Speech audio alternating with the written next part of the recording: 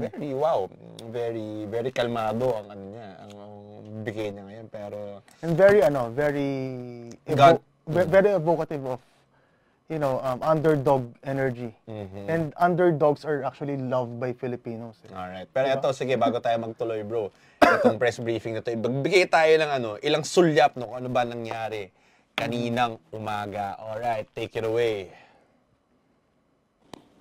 Sa kabila ng aking mga naging pahayag ukol sa planong impeachment sa mga nakaraan na buwan, ang tanging masasabi ko na lamang sa puntong ito ay God save the Philippines. God save the Queen.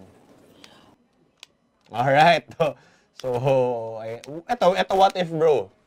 Etong pag God save the Philippines pala niya this is God saving the Philippines through her impeachment.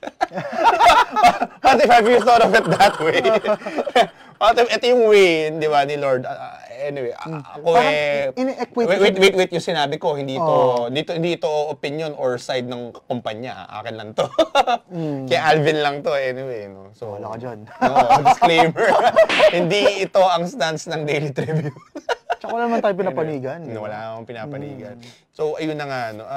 Well, in fairness naman kay Madam Vice President, no, na the way she delivered her press briefing is very refreshing of her, kasi we've never seen the Vice President na naka-makeup. Nakita, di ba? Parang naka-makeup siya ngayon. Naka-makeup si Madam.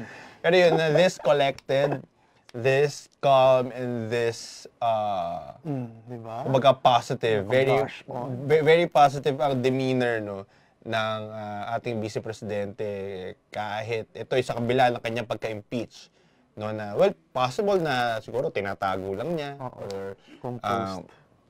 or she's, tawag dito, parang kunwari lang, okay ako, of course, just to evoke, no, or just to give an impression na this is not affecting me, which is, it's a very effective thing na to show the people na you're unshaken, hindi ka rattled, no, despite all of these things going against you, and I mean, and to think tama.